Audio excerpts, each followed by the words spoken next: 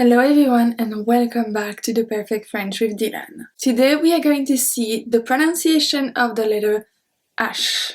We have two different H in French. We have H aspiré or H muet. It doesn't change the pronunciation of the group itself, but it changes the pronunciation when it's linked, for example, with an article, if it's a noun. So today we are going to focus mostly on nouns. We are going to see a different noun with H aspiré, a different noun with H muet, and at the end of this lesson we'll see 4 everyday words starting with H with sentences. For this week's video on Monday we saw negation part 2, so we saw negation part 1 last week.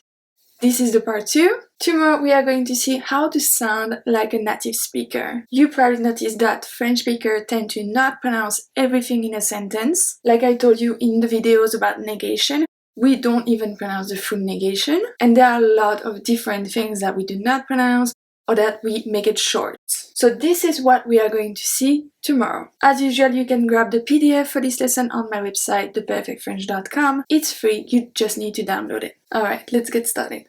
So, like I said, we have two different types of H in French. The first one is H aspiré, the second one is H muet. It probably means absolutely nothing to you when I say it like that, but let's see it that way. H aspiré act as a consonne. H muet act as a voyelle. If you watch my video how to read in French, or if you watch my video regularly, you know that I always make a point when we have to link words when we speak. Usually with conjugation, when it's nous avons, I will say avons, link, nous avons, because it's very important for pronunciation in French that you link the good words. So to recapitulate very quickly, when a word ends with a consonne and the next one starts with a voyelle, you are supposed to link. Like nous avons, nous avons. You're supposed to link the S and the A. It is going to work exactly the same way with H. When H acts as a consonne, we are not going to link the article and the word. When H acts as a voyelle, we are going to link. We are going to see the differences with 4 examples, and then after we will see them separately. Remember that I'm going to talk mostly about nouns, and that the everyday words are going to be at the end of this video. So let's see the first one acting as a consonne. Un hibou. Un hibou. So you see that I don't say un hibou. Nibou. I don't say that. I say un hibou. Un hibou. So we separate the article from the noun. Let's see one with a voyelle. Une habitude. Une habitude. And even though here une ends with a voyelle, you can still make the link. Une habitude. Une habitude. It's an habit. Let's see a second one. Un haricot. Un haricot. We don't say un haricot. Un haricot. Un hiver. Un hiver. So as you see, the pronunciation of the word itself doesn't change. We do not pronounce H like English speaker. A lot of people pointed that I do not pronounce words starting with H in English correctly because I don't pronounce the H all the time, and this is why, because in French we don't pronounce it. So for you, when English speakers speak French, they tend to pronounce the H. For the little story with that, when I was working in New Zealand, my manager was called Hannah, an absolutely lovely lady, and one of my coworkers was called Anna. So Hannah with a H and Anna. I'm not even sure if I pronounced it right actually.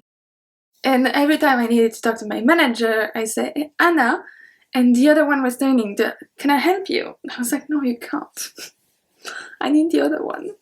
Pronunciation is very, very important in everyday life. I'm still improving mine. You should be improving your in French every single day. So today it's gonna be H. Let's see a different noun with H aspiré. So the one with no link. So the first one we saw it's un hibou. Un hibou. Hibou. Numéro 2, we saw this one as well. Un haricot. Un haricot. Numéro 3, un hérisson. Un hérisson. Un hérisson. Numéro 4, un hamburger. Un hamburger. So we don't say hamburger like we should. We say hamburger. Burger. We say exactly like the English way, just we do not pronounce the H. Un hamburger. Numéro 5, la hauteur. La hauteur. So here, if the H was not acting as a consonant but as a voyelle, we'll say l'auteur, L apostrophe. But because it is acting as a consonant, we say la hauteur. It's very separate. La hauteur. Numéro 6, une hanche. Une hanche. It's the hip. Une hanche. I don't know why I just put my hand in my hip because you can't even see it. Une hanche. Numéro 7, un handicap. Un handicap. Un handicap. Numéro 8, the country. La Hollande. La Hollande. Now let's see a different one with H muet, so acting as a voyelle, so we link. The first one we saw it, une habitude. Une habitude. Une habitude. Numéro 2, un hélicoptère. Un hélicoptère. Un hélicoptère. Numéro 3, une héroïne. Une héroïne. So here you see, if you remember, I always talk about accent in this channel because accent in French are very, very important. They are there for a reason. It changed the pronunciation a lot. Do you remember that when there is tréma, those two little dots, that means that we have to pronounce the letter separately. If there is not the tréma, we will say une héroïne. Une héroïne. Which does not sound good. But because there's the tréma, we have to pronounce the E. So it's une héroïne. Une héroïne. Une héroïne. I'm probably going to make a video on that as well. Numéro 4, une hirondelle. Une hirondelle. Une hirondelle.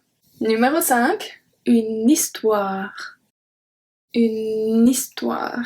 Une histoire. Numéro 6, we saw this one. Un hiver. Un hiver. Hiver. Un hiver. Numéro 7, une horreur. Une horreur. Une horreur. Une horreur. Numéro 8, kind of the same pronunciation. Un honneur. Un honneur. Honneur. Honneur. So remember, just to review quickly, H aspiré, H muet. H aspiré act as a consonant, so we do not link the words. H muet act as a voyelle, so we do link the word. So, un hibou, hibou, separate. Un haricot, un haricot, un haricot. And if we link, une habitude, une habitude. And then un hiver, un hiver. So knowing if the word starts with a H muet or H aspiré is more important for the noun. There's no way of knowing if it's one or if it's the other. There's absolutely no rule you have to know by heart. So let's see 4 words starting with H that you use every day. The first one, hier. Hier. Yesterday. Hier soir, j'ai mangé des pâtes. Hier soir, j'ai mangé des pâtes. So pâtes has to be pronounced longer. Pâtes. Because of the accent circumflex, we pronounce it longer. If you don't say pâtes, if you say pattes, it's the leg of an animal. I'm gonna put 2 videos on that if you're interested. Word with accent circumflex and then homophones. They're gonna be in the description box. This one, everybody knows it. Wheat. Wheat. It's 8. Ma sœur a 8 ans. Ma sœur a 8 ans. My sister is 8 years old. Remember that when you use is, so used to be, we use to have, we use avoir. One of the major differences in French. Numéro 19, a bit of an advanced word for you today. Hélas. Hélas, that means unfortunately. Hélas, le feu se propage plus vite que prévu. Hélas, le feu se propage plus vite que prévu. Numéro 20, an adjective this time. Heureux, heureuse. Heureux, heureuse. So masculin, féminin. I'm gonna put 2 videos as well in the description box. Ils seront heureux de te voir. Ils seront heureux de te voir. They will be happy to see you. That's it for today. I hope you enjoy. I hope you learned something. Don't forget to subscribe to my channel. Like this video, it really helped me. Leave me a comment if you have a question. If you want me to make a video about a specific subject, I would be more than happy to do so. You can connect with me on my Instagram, my Facebook page, and this YouTube channel. I try to answer every comment I get. And I will see you soon for another lesson.